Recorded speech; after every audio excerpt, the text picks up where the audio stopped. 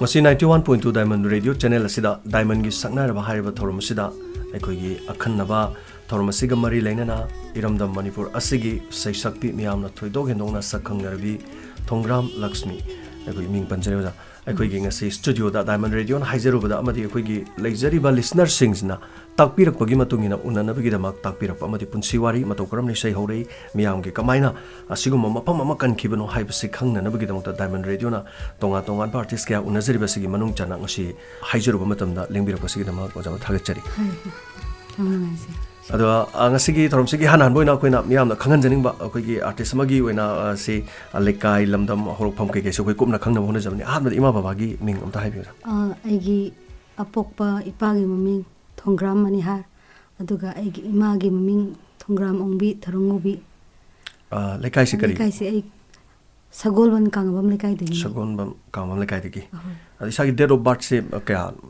1972 ne adu kano da date of birth pan badadi 19 khadi naunare na 74 pan ba 74 pan ba adu educational qualification se ai metric pass metric ne ba aduga kano se khigi hojik leibi basina mo yum among ani sobe yum se address se hoi sobam lekai da aduga khigi kano gi thamoi ming sina kari man khoirom naubi mayam romendro se dum haini hoi tamo se kari ke tabak to ma business ne business to ne ojana kai kai mo isai no mai sina tana to kari kari to bibage to pura atop de an hawai di ai sum yum pan ba nori ngai di music ki oja oirame private school da hoi ado hojikti oidre dum isai sina dum professional dum oi lai rahai ta sina oire mato kamna kamai to duna imung da smaina kugi ima baba hoi matam da isai no mai to ya ne na pi ngai degi singwa saga pirak para marak ta to birak pra ingkhalak pai matam sai de to birak ma sibo imung manung da kana kana isai to yo bire kamai to birke so khoi mung da di isai no mai to bodi yaudi ba da aina sum class 3 4 tam matam sta yaw ba haisi inaw no pi mdi blind oi ba mai inaw no pi si ma di mami si ude do makhon yam phajai aduna ma se blind school da sei tamba haitare ma sum tam ai sei yam pamjaba ado khoigi imung sina di sum aina sum ngangba ko pasi dum khonsi ya ena taning da bodo support ti tawbi da sum moina di sum like la sum tam haning ba haitare matam du da di sei no mai to basi ka su pamna de ba like lo ma thawa yaw haning ba da inaw no pi do na mami chu u da bo oi bodu da sei sina ma wondo ina kai haitare credit pinning ba haidi moi winning to sunu kaina dum pibi ba du ai yam pamjaba do sei se pambani na sum aina mana hek sei se sauraga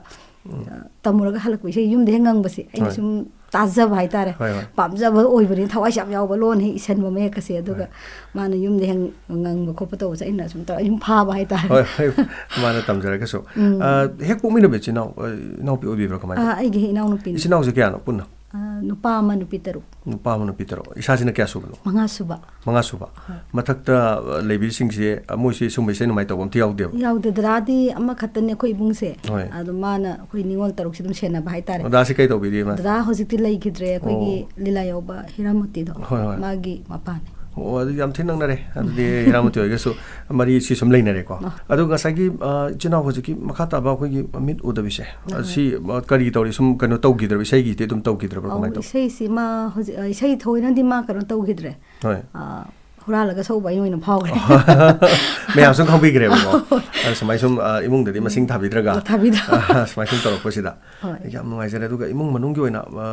angang kya kamai to ai san pa ani nupi ani moi kari hona bi moi san pa handi ma su graduation loire akuire loi ba do ma se film de album gum se am pam jaba aduna album mati kum mai ma so film gum ju khatawri so ma film gi line sida yam nang nai isai gi lam ji ga dum art gi lam ne hai tare ko lekai gi natraga kari de gi hana ni mung sini yarak na bagi macha ama thogdo ka le bibra kamai na to ya basi lekai gi khoi gi dana thokpa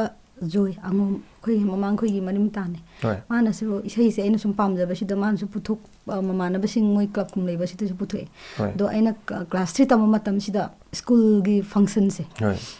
school gi function sida isai sakna matam sida ai gi se na hai ai nang sok kani sakanu ko akoi aku moi su tam me moi su nang su tam dana thola kanu chok kani hai ba ai de se pam jaba oi bari sai ina no pin sakhi bi sai se sakki da thamoi da khala tuminna orai ra ga lei ra bani ado aina stage thola sakpada akhoi aisu khangaude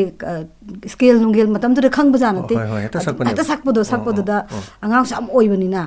le na moi myam sina hek hata khubak sige hata kai hai tare ai si kap su kap ninge de moi mai na tan min su chap chap sana sagle hai ma ado oja me am sina to pamma ga thangat le bai si ado dagi dum sei si kharga dum ko ngon interest am di pu eda ado imana di sum khaga di hindi matam to hindi su yang ado khaga di takpi ima gi support yaw di apo ti su baba hoi da hoi na di like tam haning ba ado imana di khaga sum aina khangda ba sur se imana di khaga di takpi hoi aduga asmaina sum to budagi di sei tawro ana harak pagi mo hai pudi su hai de adu su pa hai de am de kai gro da sum mai to jor moi di khang pon te adagi di huji ta khoi gi dara ta joisina kwa kai thel da san star club ainam le me adedam mi man ya halaga isai sum nung sibi bai tar me am sina sum ai gi vocal do ai na haijadraga su moina taba do nungai bi boi gadra do na mathang sum harak ta video film gi oina yora kriba matam do na sum video film sida sei na sum nam dir ngai ta satra ina amada ai sei video film gi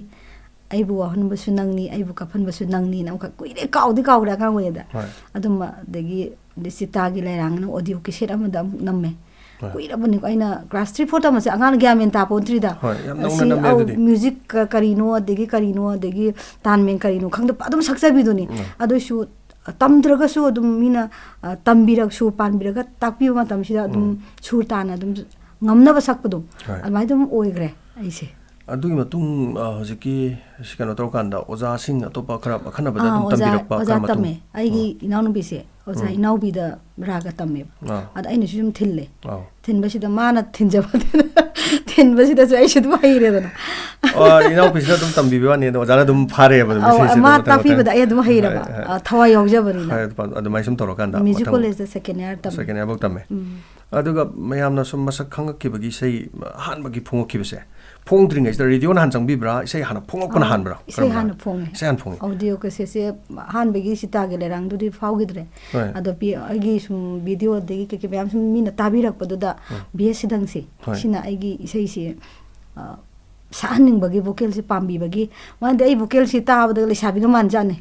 ado samaina angang musa oiram ni de moi di khang da bani na vocal sina heta le sabi gum bagi man ba du da hai ba lai la ko du da ayu ba da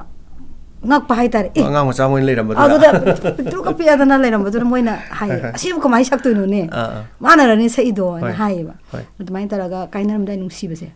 adu mai tar nang gi sai class ka muk su ba ne ba hoji 3 kainar da nung si ba ne class ka muk adu na kitang amuk sahi kitang chaukhale class 9 gum kare ole sabi sum parak ba ja dai ma dai da di ware ba adu ga kainar dai nung si ba matam du di audio ke se kare tare phongok pai sei si me amne am tarami hai tare adu matak yam phong bangam naram di adu hawdorok pasi hoji ki oja bs hidang na sumaina phong ase na video film ka khar ga sakpa du da hawdok pirak pane ba ata kan imung honuk support ti kamai tok ke set ka phong ani ga ha bisita adu ke set adu bakta khoi bung si khar sathi adu hathi bai si phaning bai ko ti yam bani na me am pok du da section jabadu adu na senabi bokta dum amar makta dum senabi re adu na yam noi ki dabam lei khoda sina ayum pal matungda khoi gi posparanu ga tholk matam se da puning munu shire ka pokam ni mana hai gi asai gi san bi sembira madi ko ana thamoi da phasan diram dradi khara maning tamna ga music se oja guru manak ta ka khar thung na hai tare ko yam na thadok ta na torom madi ga khanjab do yum su ga ta pan thoki bai se sembi ge khala ga matam du da se pan thok pai class 10 nanga sai pan bi gi je 10 se thar ga dum se le sai da je le ba ade ge adai mata kanam da nungsi bagi sai ge su phogala pa mi na se na pam pe timing se dum ta sai da ha ya do bo lai bak ta sumaina ga no to bani le ko kanam da nungsi ba se am hit oi ge ha ta ko ya ngang na ko ta jo ge du ga ja jo ina su jo kumar na su kun pa khunjen na su ma sai ade audio ke se lak pa kan da lekai lerak sida nil le ha ta matam du na khoi class 7 sumaina mu ka jari khoi na 7 8 adu ga sai se matok tam ga sakna ba se khoi i ra ga ko khoi gi boi da kai da yam i ba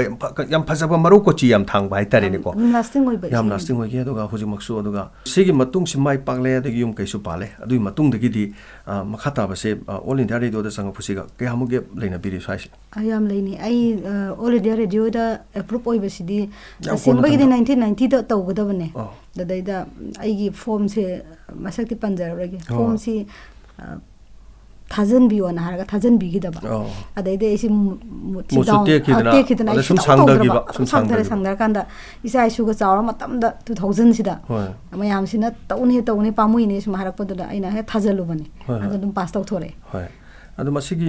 ꯃꯔꯛꯇ ꯑꯃꯨꯛ ꯂꯩꯍꯧꯔꯤꯕ ꯏꯁꯩ ꯐꯖ ꯐꯖꯕ ꯏꯁꯩꯁꯤꯡ ꯂꯩꯍꯧꯔꯤ ꯑꯩꯈꯣꯏꯒꯤ ꯀꯥꯏꯅꯥꯝꯗ ꯅꯨꯡꯁꯤꯕ ꯃꯇꯝ ꯑꯃꯒꯤ ꯅꯨꯡꯁꯤꯕ ꯑꯗꯒꯤ ꯁꯨꯝꯅꯇꯪꯒꯤ ꯑꯍꯤꯡ ꯑꯃꯒꯤ ꯋꯥꯔꯤꯅꯤ ꯍꯧꯖꯤꯛꯀꯤ ꯀꯥꯏꯅꯥꯝꯗ ꯅꯨꯡꯁꯤꯕꯒꯤ ꯚꯣꯂꯨꯝꯁꯤꯗ ꯌꯥꯎꯔꯤꯁꯤ ꯏꯁꯩ ꯀꯌꯥꯅꯣ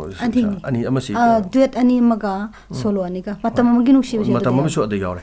ꯑꯗꯨꯁꯨ ꯑꯗꯨꯝ ꯐꯖꯈꯤꯕ ꯏꯁꯩꯅꯤ ꯉꯁꯥꯏ ꯀꯥꯏꯅꯥꯝꯗ ꯅꯨꯡꯁꯤꯕꯒꯤ ꯑꯗꯨꯃꯥꯏꯅ ꯍꯥꯏꯇꯥꯔꯦ ꯑꯗꯨꯒ ꯃꯔꯛꯇꯨꯗ ꯑꯩꯅ ꯌꯨꯝ ꯄꯥꯜꯂꯕ ꯃꯇꯨꯡ 1990ꯗꯅ ꯌꯨꯝ ꯄꯥꯜꯂꯤꯁꯦ 90ꯗ ꯄꯥꯜꯂꯒ 91ꯁꯤꯗ ꯕꯦꯁꯤꯗꯪꯁꯤꯅ ꯂꯥꯛꯑꯒ ꯑꯩꯈꯣꯏꯒꯤ ꯂꯤꯟ ꯄꯨꯕ ꯁꯛꯊꯤꯕ ꯍꯥꯏꯅ ꯃꯅꯝꯁꯦ ꯑꯗꯨꯒꯤꯁꯤꯗ ꯑꯃꯈꯛꯇꯪꯗꯤ ꯍꯥꯞꯄꯤꯔꯒꯦ ꯃꯥꯅꯗꯤ ꯁꯦꯔꯤꯌꯦꯜ ꯕꯥꯏ ꯁꯦꯔꯤꯌꯦꯜ ꯐꯣꯡꯖꯒꯦ ꯈꯜꯂꯝꯕꯅꯦ ꯑꯩꯒꯤ ꯏꯁꯩ ꯃꯌꯥꯝ ꯑꯗꯨꯝ ꯑꯗꯨꯗ ꯑꯩꯅ ꯌꯨꯝꯗꯣ ꯄꯥꯟꯊꯣꯛꯑꯕꯅꯤꯅ ꯐꯖꯗꯕ ꯑꯃꯗꯤ ꯄꯤꯔꯒꯦꯅ ꯄꯤꯔꯥꯡꯒꯤ ꯃꯔꯨꯞꯁꯦ ꯑꯧ ꯃꯁꯤ ꯄꯤꯔꯛꯑꯦ ꯑꯗꯨꯒꯤ ꯃꯇꯨꯡꯗꯤ ꯈꯔ ꯑꯃꯨꯛ ꯂꯩꯔꯒ ꯆꯍꯤꯗꯨ ꯀꯥꯟꯅꯗ꯭ꯔꯦꯅ ꯑꯗꯨ 91 92ꯁꯤꯗꯅ ꯑꯃꯨꯛ ꯀꯩꯅꯣꯒꯤ ꯀꯦ ꯋꯥꯍꯦꯡꯕꯝꯒꯤ ꯁꯨꯝꯇꯪꯒꯤꯁꯦ ꯑꯃꯨꯛ ꯅꯝꯕꯅꯤ ꯌꯨꯝ ꯄꯥꯜꯂꯒ ꯅꯝꯕꯅꯤ ꯁꯤꯁꯨ ꯌꯨꯝꯗꯨ ꯄꯥꯜꯂꯀꯥꯟꯗꯗꯤ ꯌꯨꯝꯒꯤ ꯂꯩꯕ ꯑꯩꯈꯣꯏ ꯇꯥꯃꯣ ꯍꯣꯏ ꯀꯔꯤ ꯍꯣꯏ ꯃꯁꯤꯗꯤ ꯁꯞꯄꯣꯔꯠ ꯇꯧꯕꯤꯕ꯭ꯔꯥ ꯈꯔ ꯏꯁꯩꯒ ꯇꯧꯕꯁꯤꯗꯤ ꯑꯗꯨꯝ ꯇꯧꯕꯤ ꯍꯣꯏ ꯑꯗꯨꯝ ꯑꯗꯨ ꯄꯥꯝꯕ ꯈꯣꯠꯄꯒꯤ ꯃꯑꯣꯡꯁꯤ ꯑꯗꯨꯝ ꯇꯧꯕꯤ ꯌꯥꯝ ꯀꯟꯅ ꯀꯩꯅꯣ ꯅꯠꯇ꯭ꯔꯁꯨ ꯑꯗꯨꯝ ꯏꯁꯥꯒꯤ ꯄꯥꯝꯖꯕꯅꯦ ꯊꯤꯡꯕꯗꯤ ꯉꯝꯗꯕꯅ ꯑꯗꯨꯝ ꯊꯤꯡꯕꯤꯗ꯭ꯔꯦ ꯍꯣꯏ ꯑꯗ ꯏꯁꯩ ꯅꯣꯡꯃꯥꯏ ꯁꯤꯒꯤ ꯃꯇꯥꯡ ꯈꯔꯒ ꯌꯨꯝ ꯄꯥꯜꯂꯒꯁꯨ ꯁꯤꯒꯤ ꯃꯇꯨꯡꯗ ꯑꯗꯨꯝ ꯅꯨꯡꯗꯥꯡ ꯀꯔꯤꯒꯤ ꯃꯐꯝ ꯑꯇꯩ ꯑꯆꯧꯕ ꯏꯁꯩ ꯁꯩꯐꯝꯁꯤꯡꯗ ꯃꯌꯥꯝꯅ ꯍꯥꯏꯔꯛꯄ ꯈꯣꯠꯄꯁꯤꯒꯤ ꯑꯗꯨꯝ ꯆꯠꯄꯒꯤꯗꯤ ꯑꯗꯨꯝ ꯆꯠꯂꯦ ꯍꯧꯖꯤꯛꯁꯨ ꯑꯗꯨꯝ ꯂꯦꯞꯇꯦ ꯑꯗꯨꯝ ꯍꯥꯏꯕꯤꯗꯤ ꯅꯨꯡꯁꯤꯕꯤꯔꯒꯗꯤ ꯑꯗꯨꯝ ꯂꯩꯔꯤ ꯑꯗꯨꯒ ꯏꯁꯩꯁꯤꯡ ꯃꯊꯪ ꯈꯤꯇꯪ ꯌꯥꯈꯥ ꯈꯤꯖꯤꯛ ꯇꯥꯍꯟꯖꯒꯦ ꯑꯩꯈꯣꯏ ꯂꯤꯁꯅꯔꯁꯤꯡꯗ ꯈꯨꯗꯣꯡꯆꯥꯕ ꯏꯍꯥꯟ ꯍꯥꯟꯕꯒꯤ ꯀꯥꯏꯅꯔꯝꯗ ꯅꯨꯡꯁꯤꯕ ꯍꯥꯏꯇꯥꯔꯦ ꯃꯁꯤꯒ ꯑꯗꯨꯒ ꯄꯤꯔꯥꯡꯒꯤ ꯃꯔꯨꯞꯁꯤꯒ ꯃꯇꯦꯛ ꯑꯃꯇꯪ ꯃꯌꯥꯝꯗ ꯇꯥꯅꯅꯕꯒꯤ ꯈꯨꯗꯣꯡꯆꯥꯕ ꯂꯧꯖꯒꯦ ꯑꯗꯣ ꯃꯇꯪ ꯀꯥꯏꯅꯔꯝꯗ ꯅꯨꯡꯁꯤꯕꯁꯦ ꯍꯥꯟꯅ ꯇꯥꯖꯒꯦ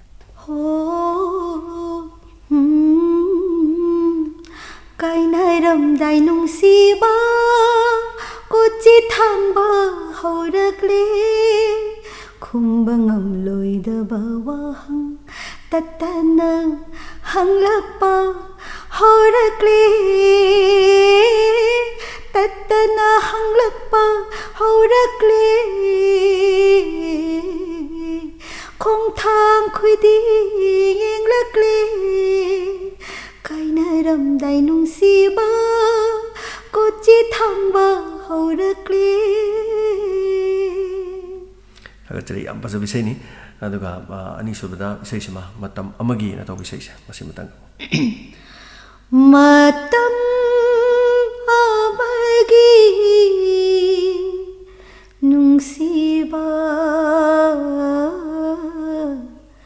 ꯅꯤꯡꯁꯤꯡꯂꯒ ꯑꯩꯒꯤ ꯊꯃꯣꯏꯅ ꯃꯇꯝ ꯑꯃꯒꯤ ꯅꯨꯡꯁꯤꯕ ꯅꯤꯡꯁꯤꯡꯂꯒ ꯑꯩꯒꯤ ꯊꯃꯣꯏꯅ ꯃꯋꯣꯜ ꯈꯜꯂꯛꯏ ꯊꯥꯏꯅꯒꯤ ꯋꯥꯔꯤ ꯅꯤꯡꯁꯤꯡꯂꯛꯏ ꯃꯋꯣꯜ ꯈꯜꯂꯛꯏ ꯊꯥꯏꯅꯒꯤ ꯋꯥꯔꯤ ꯅꯤꯡꯁꯤꯡꯂꯛꯏ ꯃꯇꯝ ꯑꯃꯒꯤ ꯅꯨꯡꯁꯤꯕ ꯅꯤꯡꯁꯤꯡꯂꯒ ꯑꯩꯒꯤ ꯊꯃꯣꯏꯅ ꯊꯥꯒꯠꯆꯔꯤ ꯌꯥꯝ ꯅꯨꯡꯉꯥꯏꯖꯔꯦ ꯐꯖꯕ ꯏꯁꯩ ꯑꯍꯧꯕꯒ ꯇꯥꯍꯟꯕꯤꯔꯦ ꯑꯗꯨꯒ ꯃꯁꯤꯒꯤ ꯑꯩꯈꯣꯏꯒꯤ ꯍꯤꯟꯗꯨꯁꯇꯥꯅꯤꯁꯨ ꯁꯨꯃꯥꯏꯅ ꯑꯩꯈꯣꯏꯒꯤ ꯏꯅꯥꯎꯅꯨꯄꯤꯗꯒꯤ ꯁꯨꯃꯥꯏ ꯁꯨꯝ ꯇꯧꯕꯗꯒꯤ ꯍꯩꯔꯦꯅ ꯍꯥꯏꯔꯦ ꯃꯈꯥ ꯇꯥꯕꯗꯤ ꯑꯗꯨꯝ ꯐꯥꯎꯕꯅ ꯑꯗꯨꯝ ꯍꯟꯗꯣꯛꯈꯤꯗ꯭ꯔꯦ ꯃꯈꯥ ꯇꯥꯕ ꯍꯤꯟꯗꯨꯁꯇꯥꯅꯤꯒꯤ ꯀꯩꯅꯣꯁꯤ ꯇꯧꯕꯤꯈꯤꯗ꯭ꯔꯕ ꯕꯤꯁꯥꯔꯠ ꯂꯣꯏꯁꯜꯂꯦ ꯁꯤꯅ ꯀꯅꯥꯏ ꯈꯨꯠꯊꯥꯡꯗ ꯑꯃꯨꯛ ꯇꯝꯕꯤꯒꯦ ꯑꯣꯖꯥ ꯀꯥꯃꯦꯁꯣꯔꯒꯤꯗ ꯗꯗꯥ ꯑꯃ ꯂꯩꯌꯦ ꯀꯩꯅꯣꯗꯒꯤ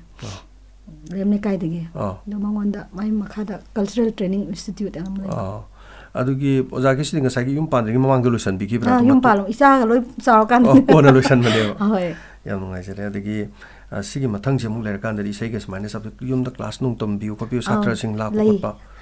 ꯑꯩꯈꯣꯏ ꯑꯉꯥꯡ ꯃꯇꯝ ꯏꯁꯩꯒꯤꯁꯨ ꯇꯝꯃꯦ ꯑꯩꯅ ꯁꯨꯔ ꯅꯨꯡ ꯇꯝꯕ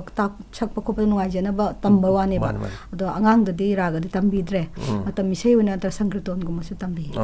ꯑꯗꯒꯤ ꯁꯪꯀ꯭ꯔꯤꯇꯣꯟꯁꯤꯅ ꯑꯃꯨꯛ ꯀꯃꯥꯏꯅ ꯇꯧꯔꯛꯄꯅꯣ ꯃꯁꯤꯅ ꯀꯣꯟꯅ ꯇꯧꯕꯤꯔꯛꯏꯔꯥ ꯃꯔꯛꯇ ꯌꯨꯝ ꯀꯩ ꯄꯥꯜꯂ ꯃꯇꯨꯡꯁꯤꯗ ꯑꯩ ꯑꯉꯥꯡ ꯑꯣꯏꯔꯤꯉꯩ ꯌꯨꯝ ꯄꯥꯟꯗ꯭ꯔꯤꯉꯩ ꯃꯇꯝꯗ ꯑꯅꯥꯃꯤꯀꯥ ꯌꯥꯎꯔꯤꯉꯩꯗ ꯑꯩꯈꯣꯏꯒꯤ ꯇꯥ ꯁꯅꯥꯊꯣꯏ ꯍꯣꯏ ꯇꯥ ꯁꯨꯕꯥꯁ ꯍꯣꯏ ꯃꯣꯏꯒ Sankirtan sakpa hore adum Oh. ado yum pala kanda di mu lepe lepa kuina lepa kanda mo herangoi thongi da romena degi tana bana leiba khoi ga mu ni mai sainas ka to da mu tawre de matung mu lera kanda mu rupraga gi se mu otammaga mu sai hoji rurak hoji sik so dum mayam ge thogol tawre ada simati adum kano ga hoji ki isai gi kaise ga di adum tam ba khotpa lai smaina sigi class Sankirtan tam ge ga di lak pa yaw da ko da tam mini adum satra mayam leira poni dei so dum tam bi ko ngai dai sigum bagi kano gi lak pasida aduga sigi marak sida video film gi kai kai di tawkhra matung da official film gum kai gum khodong sa phangbi gi bra masili kamai taw di leitre de khoina sum yum balamina mama rom da sum tarak pra gi vocal mat lata hoidi dum lai adum sai ko ado khoi manipur da di sugum se magi khu sanga su leje da ba hai gadra aduna dum ko ina su sakki su no muta hairu da ba aduna ai radio dum sakse su mai dum sakse lage pambiraga dum next era sun pamdra radio ki su haraga phaja phaja radio gi sei leire aduga sida isana khwadi thawai bedang sai gi chiklaba chinga gi na to sa top 10 ga ta gi bi sei ma leibe se sigi mamang sigi top 10 ta dring mamang da yana hana to pa radio gi sakki bi sei sing sida di mayano pambi gi ba number amani ga lepi pra maminga pan bi ya basum yam kana pambadi oi khide du angang macha nupim cha sing nagadi khagadi dum kan to bi ba amadi lei hoi singlo lana lei ko nam singlo lana isai mati matang ya ga singlo lana lei khabasu nang na thamoi du diling dan lairi inakta Jayol khuding tharak pa nanggi chithi gi wahai kaya na nungai halli aibu mi ku khudingi jinglo lana lai khabasu nang na Padare adaga sakling is da hojiki mayam ne pambi gi ba khchik laba chingya gi na all entire to gi top 10 ta gi be sei se masi oja kana ni bi bano ngarang go munindrona masi smaina sei ji phung bagi kano to phajare radio da sakhani sei ji masi phajare isa da confident le bi gi bra soida mayam ne yam pambi sei moi ni ga na thaja basu le ni sei ji exalak pada yam phajani ga khanbi gi ba le bra masi top 10 ga tara program si ain hai mai di phajare do sur ji pala panbi balaga orai matam sida ꯑꯩꯉꯣꯟꯗꯗꯤ ꯌꯥꯝ ꯀꯟꯅꯗꯤ ꯐꯥꯎꯗꯦꯕ ꯐꯥꯎꯗꯦꯗꯤ ꯑꯩꯅ ꯁꯨꯝ ꯁꯛꯆꯕꯁꯦ ꯍꯩꯖꯗ ꯁꯛꯆꯕꯅꯤꯅ ꯃꯤꯅ ꯄꯥꯝꯕꯤꯕ ꯄꯥꯝꯕꯤꯗꯕ ꯑꯩꯅ ꯐꯖꯔꯁꯨ ꯃꯤꯅ ꯐꯖꯗꯗꯤ ꯌꯥꯄꯣꯟꯇꯦꯕ ꯑꯗꯣ ꯋꯥꯈꯜꯁꯤꯗꯗꯤ ꯊꯃꯣꯏꯗꯗꯤ ꯐꯖꯒꯗꯕꯗꯤ ꯃꯥꯜꯂꯦ ꯑꯗꯨꯕꯨ ꯃꯤꯅ ꯄꯥꯝꯕꯤꯕ ꯍꯥꯏꯁꯤꯗꯤꯀꯣ ꯃꯌꯥꯝꯒꯤ ꯇꯥꯕꯤꯔꯤꯕꯁꯤꯡꯗꯨꯒꯤ ꯑꯄꯦꯟꯕꯗꯨꯅꯦꯕ ꯑꯗꯣ ꯌꯥꯝ ꯀꯟꯅꯗꯤ ꯊꯥꯖꯕꯗꯤ ꯑꯣꯏꯈꯤꯗꯦ ꯏꯁꯩꯁꯤ ꯇꯨꯟꯗꯤ ꯏꯁꯥꯅ ꯇꯧꯈꯤꯕ꯭ꯔꯥ ꯑꯗꯨ ꯀꯃꯥꯏꯅ ꯇꯧꯏ ꯑꯩꯅꯗꯤ ꯇꯧꯗꯦ ꯑꯩꯒ ꯗꯗꯥ ꯑꯃ ꯂꯩꯌꯦ Soba Chandraina. Magadum Ayamana radio Gisi Magadum Ayamba, Italian Pandia. Isara Panjabu Yawi, the Marsum Tanaragadum. My cannot do the Nino Sing the Tanaragato, but Chiglaba Chingaki say Matiamatan Nambio. Say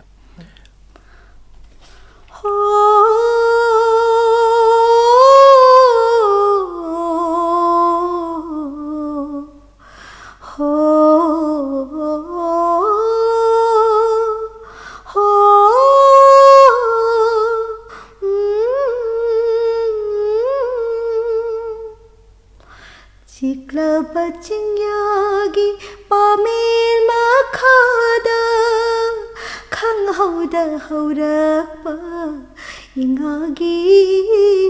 no thupminari ngai ai khoi ani jamamnari ngai jamlabi wakhalna Pangki thamoida saiting ama Pangki thamoida saiting ama Jikla bacingyagi pamil makhada khang hauda haurakpa ingagi no Yana fazi say all in tari to so masi yam dum faza ki bisay mani hekta bada ya toga nungsi bagi na to ba khoi bs dangi to ki ba isay ma lebi to India radio da di o ma gi kano da leite audio cassette legi ba audio leiba aduga ꯀꯩꯅꯣꯒꯤ ꯃꯥꯒꯤꯗꯤ ꯕꯥꯁꯤꯒꯨꯝꯕ ꯀꯩꯒꯨꯝꯕꯗ ꯃ꯭ꯌꯨꯖꯤꯛꯇꯗꯤ ꯈꯔ ꯈꯣꯡꯕꯤꯕꯅꯦ ꯏꯁꯩꯁꯤꯡꯁꯦ ꯑꯗꯨꯒ ꯃꯌꯦꯛ ꯑꯣꯏꯅꯗꯤ ꯁꯛꯇꯕ ꯃꯥꯏ approve ꯑꯣꯏꯔꯝꯗꯕ ꯃꯥꯁꯦ ꯏꯁꯩꯅ ꯐꯖꯕꯗꯤ ꯑꯃꯨꯛ ꯂꯩꯔꯒ ꯃꯔꯦꯗꯤꯑꯣ ꯑꯗꯨꯝ ꯁꯛꯄ ꯐꯖꯕ ꯌꯥꯗꯦ ꯃꯥꯒꯤꯗꯤ ꯃꯌꯥꯝ ꯐꯖꯕ ꯉꯥꯛꯇꯅꯤ ꯑꯇꯩ ꯑꯥꯔꯇꯤꯁꯁꯤꯡꯁꯤꯅ ꯐꯥꯎꯔꯤꯕ ꯀꯀꯥ ꯁꯅꯥꯇꯣꯟꯒꯤ ꯑꯗꯒꯤ ꯀꯀꯥ ꯅꯕꯒꯤ ꯑꯁ ꯌꯥꯝ ꯁꯛꯈ꯭ꯔꯦ ꯃꯥꯒꯤ ꯑꯗꯣ ꯃꯁꯥꯃꯛꯇ ꯑꯣꯖꯥꯁꯤꯅ ꯍꯥꯏꯐꯦꯠ ꯈꯪꯕꯤꯕ ꯂꯩꯕ꯭ꯔꯥ ꯀꯩꯒꯤꯅꯣ ꯑꯦꯄ꯭ꯔꯨꯞ ꯑꯣꯏꯗꯅꯕ ꯍꯣꯠꯅꯔꯤꯕꯒꯤ ꯇꯟꯕꯒꯨꯝꯕ ꯀꯔꯤ ꯂꯩꯕꯖꯥꯠꯅꯣ ꯃꯥꯁꯤ ꯃꯇꯝ ꯋꯥꯈꯜꯁꯦ ꯑꯗꯨꯃꯥꯏꯅ ꯑꯣꯏꯒꯦ ꯀꯥꯏꯗꯤ ꯈꯜꯂꯨꯗꯕ ꯍꯥꯏꯇꯥꯔꯦ ꯑꯣꯏꯔꯝꯃꯅꯤ ꯑꯗꯣ ꯃꯥ ꯂꯩꯁꯨ ꯑꯌꯥꯝꯕ ꯂꯩꯈꯤꯗ꯭ꯔꯦ ꯔꯨꯕ꯭ꯔꯥꯒꯤ ꯂꯩꯔꯤꯕ ꯑꯣꯖꯥꯁꯤꯡꯒꯤ ꯏꯁꯩꯗ ꯕꯤ ꯑꯦꯁ ꯁꯤꯗꯒꯤ ꯐꯖꯕ ꯌꯥꯝ ꯂꯩ ꯍꯥꯏꯖꯔꯤꯕ ꯐꯖꯕ ꯌꯥꯝ ꯂꯩ ꯑꯗ ꯑꯩꯈꯣꯏꯅ ꯏꯁꯩꯁꯨ ꯇꯥꯕꯗ ꯀꯩꯅꯣꯒꯤ ꯑꯣꯏꯔ ꯃꯁꯤ ꯅꯨꯡꯁꯤꯕꯒꯤꯅ ꯇꯧꯕ ꯏꯁꯩꯁꯤ ꯃꯇꯦꯛ ꯑꯃꯇꯪ ꯌꯥꯀꯥꯕꯤꯔꯝꯃꯣ ꯃꯥꯅ ꯏꯕꯤꯔꯝꯕꯅꯦ ꯕꯤ ꯑꯦꯁ ꯁꯤꯗꯒꯤꯁꯦ ꯅꯨꯡꯁꯤꯕꯒꯤ ꯄꯥꯝꯃꯨꯕꯒꯤ ꯑꯍꯥꯟꯕ ꯆꯤꯊꯤꯗꯤ ꯄꯥꯕꯒꯤ ꯄꯦꯟꯕ ꯅꯥꯏꯗꯦ ꯄꯥꯔꯒ ꯃꯣꯃꯣꯟ ꯅꯣꯛꯆꯩ ꯄꯥꯔꯒ ꯃꯣꯃꯣꯟ ꯅꯣꯛꯆꯩ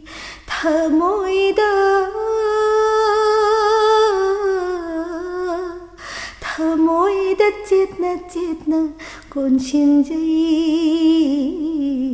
ꯅꯨꯡꯁꯤꯕꯒꯤ ꯄꯥꯝꯃꯨꯕꯒꯤ ꯅꯨꯡꯁꯤꯕꯒꯤ ꯄꯥꯝꯃꯨꯕꯒꯤ ꯑꯍꯥꯟꯕ ꯆꯤꯊꯤꯗꯤ ꯄꯥꯕꯒꯤ ꯄꯦꯟꯕ ꯅꯥꯏꯗꯦ ꯄꯥꯔꯒ ꯃꯣꯃꯣꯟ ꯅꯣꯛꯆꯩ ꯌꯥꯝ ꯐꯖꯔꯦ ꯏꯁꯩꯁꯤꯗꯤ ꯃꯁꯤꯡ ꯌꯥꯝ ꯂꯩꯈ꯭ꯔꯦ ꯑꯗꯨꯒ ꯌꯥꯝꯅ ꯈꯪꯕ ꯃꯌꯥꯝꯅꯁꯨ ꯈꯪꯕꯤꯕ ꯍꯦꯛ ꯄꯜꯂꯛꯄꯗ ꯑꯗꯨꯒ ꯃꯌꯥꯝꯅꯁꯨ ꯑꯩꯈꯣꯏꯗ ꯁꯛꯍꯟꯕꯤꯌꯣꯅ ꯍꯥꯏꯕ ꯅꯝꯕꯔ ꯈꯔꯁꯨ ꯂꯩꯖꯔꯤ ꯃꯇꯦꯛꯁꯤ ꯋꯥꯔꯤ ꯁꯥꯟꯅꯔꯒ ꯁꯛꯄꯗ ꯑꯗꯨꯒ ꯅꯨꯡꯁꯤꯕ ꯅꯪꯒꯤ ꯃꯥꯏꯊꯣꯡꯗ ꯔꯥꯖꯦꯟ ꯌꯥꯡꯀꯣꯛꯄꯝꯒꯤ ꯑꯗꯣ ꯁꯤꯒꯤ ꯁꯤꯒꯤ ꯏꯁꯩꯁꯤꯁꯨ ꯁꯨꯃꯥꯏꯅ ꯃꯌꯥꯝꯅ ꯑꯗꯨꯝ ꯄꯥꯝꯅꯕ ꯏꯁꯩꯁꯤꯡ ꯃꯔꯛꯇ ꯃꯣꯏꯒꯤ ꯏꯁꯩꯁꯨ ꯃꯇꯦꯛ ꯑꯃꯇꯪꯒ ꯍꯥꯏꯐꯦꯠ ꯌꯥꯀꯥꯕꯤꯌꯨ ꯅꯨꯡꯁꯤꯕ ꯅꯪꯒꯤ ꯃꯥꯏꯊꯣꯡꯗ ꯑꯋꯥꯕ ꯃꯃꯤ ꯇꯥꯔꯕ ꯑꯩꯁꯨ ꯌꯥꯝꯅ ꯋꯥꯖꯩꯌꯦ ꯑꯩꯁꯨ ꯌꯥꯝꯅ ꯋꯥꯖꯩꯌꯦ ꯍꯥꯏꯗꯣꯛꯇꯅ ꯂꯣꯠꯁꯤꯜꯂꯕꯁꯨ ꯃꯩꯆꯥꯛꯇꯣ ꯊꯃꯣꯏꯗꯗꯤ ꯆꯩꯅꯥꯄꯤꯔꯔꯦ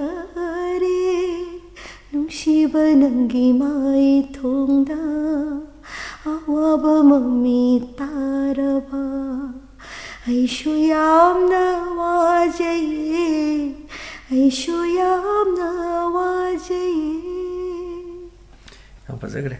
ꯏꯁꯩꯁꯤꯡꯁꯤꯒꯤ ꯌꯥꯝ ꯁꯦꯡꯅ ꯑꯗꯨꯒ ꯍꯧꯖꯤꯛꯀꯤ ꯏꯁꯩ ꯁꯩꯍꯦꯛ ꯍꯥꯏꯇꯥꯔꯦ ꯍꯧꯖꯤꯛ ꯆꯠꯅꯔꯤꯕ ꯑꯅꯧꯕ ꯃꯇꯝꯒꯤ ꯊꯣꯛꯂꯛꯏꯕ ꯏꯁꯩꯁꯤꯡꯁꯤꯒꯤ ꯁꯩꯍꯦꯛꯁꯤꯒ ꯍꯧꯖꯤꯛꯀꯤ ꯃꯇꯝ ꯏꯁꯩꯅ ꯑꯁꯦꯡꯕ ꯑꯩꯈꯣꯏꯒꯤ ꯃꯦꯂꯣ ꯑꯣꯏꯕ ꯏꯁꯩ ꯍꯥꯏꯖꯕ ꯇꯥꯔꯦ ꯃꯇꯝ ꯄꯨꯝꯅꯃꯛꯇ ꯃꯦꯂꯣꯁꯤꯅ ꯌꯥꯝ ꯁꯥꯡꯅ ꯆꯠꯂꯤ ꯑꯗꯨꯒ ꯉꯁꯤꯐꯥꯎꯗ ꯂꯩꯔꯤꯕ ꯏꯁꯩꯁꯤꯡꯁꯤ ꯇꯨꯡ ꯀꯣꯏꯅ ꯆꯠꯄ ꯍꯥꯏꯔꯗꯤ ꯑꯣꯖꯥ ꯃꯦꯂꯣꯁꯤꯡ ꯏꯁꯩ ꯁꯛꯄꯤꯔꯝꯕ ꯑꯣꯖꯥꯁꯤꯡ ꯃꯃꯥꯡꯗ ꯁꯛꯄꯤꯕ ꯇꯣꯉꯥꯟꯕꯁꯤꯡꯁꯤꯒꯤ ꯏꯁꯩꯒꯤ ꯁꯩꯍꯦꯛꯁꯤꯡꯁꯤꯅ ꯍꯦꯜꯂꯦ ꯍꯥꯏꯖꯔꯤꯕ ꯑꯗꯨꯒ ꯌꯥꯝ ꯀꯨꯏꯅꯁꯨ ꯆꯠꯂꯤ ꯑꯗꯨꯒ ꯍꯧꯖꯤꯛꯀꯤ ꯊꯣꯛꯂꯛꯏꯕ ꯏꯁꯩꯁꯤꯡꯁꯤꯗ ꯃꯈꯣꯏꯒꯤ ꯐꯖꯗꯦ ꯍꯥꯏꯕꯗꯤ ꯅꯠꯇꯕ ꯑꯣꯖꯥꯒꯤ ꯃꯣꯠꯇ ꯃꯁꯤꯒꯤ ꯈꯦꯠꯅꯕꯁꯤꯒꯤ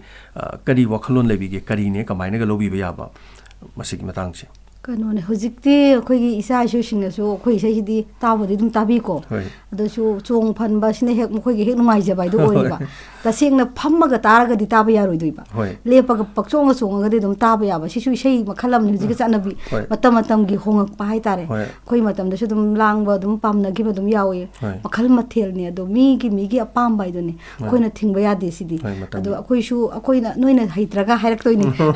ꯅꯣꯏꯅꯗꯤ ꯁꯛꯇ꯭ꯔꯒ ꯍꯥꯏꯅ ꯑꯗꯣ ꯑꯩꯈꯣꯏꯅꯁꯨ ꯁꯛꯄꯁꯨ ꯄꯥꯔꯣꯏꯗꯕ ꯑꯗꯒꯤ ꯁꯛꯀꯦ ꯍꯥꯏꯅꯁꯨ ꯈꯟꯗꯦ ꯍꯥꯏꯗꯤ ꯑꯩꯈꯣꯏꯒꯤ ꯏꯆꯥ ꯇꯨꯡꯒꯤ ꯍꯧꯔꯛꯂꯤꯕ ꯃꯌꯥꯝꯁꯤꯅ ꯃꯇꯝ ꯏꯁꯩꯁꯤ ꯁꯨꯃꯥꯏꯅ ꯇꯧꯕꯣꯌꯦ ꯍꯥꯏꯕꯗꯨꯒꯤ ꯊꯝꯅꯤꯡꯕ ꯍꯥꯏꯇꯥꯔꯦ ꯑꯗꯨꯅ ꯅꯍꯥꯁꯤꯡꯁꯤꯗꯁꯨ ꯑꯗꯨꯝ ꯑꯩꯈꯣꯏꯁꯨ ꯑꯗꯨꯝ ꯍꯥꯏ ꯅꯈꯣꯏ ꯑꯗꯨꯝ ꯁꯛꯑꯣ ꯂꯥꯡꯉꯣ ꯀꯩꯁꯨ ꯀꯥꯏꯗꯦ ꯃꯇꯝꯒꯤ ꯆꯥꯟꯅꯕ ꯅꯈꯣꯏꯅ ꯈꯤꯇꯪ ꯂꯦꯞꯄꯒ ꯐꯝꯃꯒ ꯁꯛꯄ ꯌꯥꯕ ꯃꯇꯝꯗ ꯅꯣꯏ ꯁꯛꯅꯤꯡꯉꯥꯏ ꯏꯁꯩ ꯂꯩꯔꯣꯏ ꯍꯥꯏꯕ ꯉꯥꯏꯍꯥꯛꯀꯤ ꯃꯥꯡꯈꯤꯅꯦꯕ ꯅꯨꯡꯉꯥꯏꯕ ꯍꯥꯏꯕꯁꯤ ꯉꯥꯏꯍꯥꯛꯀꯤꯅꯦꯕ ꯑꯩꯈꯣꯏꯒꯤ ꯑꯍꯜ ꯂꯃꯟꯗꯒꯤ ꯏꯆꯤꯟ ꯏꯅꯥꯎ ꯄꯨꯟꯅ ꯐꯝꯃꯒ ꯇꯥꯕ ꯌꯥꯕ ꯋꯥꯍꯩ ꯋꯥꯇꯥ ꯐꯖꯕ ꯊꯤꯌꯨ ꯑꯗꯨꯒ ꯁꯛꯅ ꯏꯪꯅ ꯃꯦꯡꯅ ꯁꯛꯄ ꯌꯥꯕ ꯏꯁꯩ ꯅꯣꯏ ꯑꯗꯨꯝ ꯊꯤꯌꯨ ꯃꯣꯏꯁꯨ ꯑꯗꯨꯝ ꯊꯤꯖꯕꯅꯦ ꯑꯉꯥꯡꯁꯤꯡꯁꯨ ꯑꯗꯨꯝ ꯆꯠꯄꯁꯦ ꯉꯥꯏꯍꯥꯛꯇꯪꯒꯤꯗꯤ ꯌꯥꯎꯗꯦ ꯌꯥꯄꯣꯟꯇꯦ ꯏꯟꯈꯠꯂꯛꯄ ꯉꯥꯎꯁꯤꯟꯅꯕ ꯉꯥꯎꯕ ꯑꯗꯒꯤ ꯑꯍꯟꯐꯧꯇ ꯑꯗꯨꯝ ꯅꯨꯡꯉꯥꯏꯅꯤꯡꯕ ꯑꯗꯨꯝ ꯌꯥꯎꯔꯤ ꯄꯣꯠꯅꯤꯗ ꯑꯗꯨꯅ ꯑꯩꯈꯣꯏꯗꯐꯧꯇ ꯑꯔꯥꯡꯕ ꯁꯣꯜꯂꯣ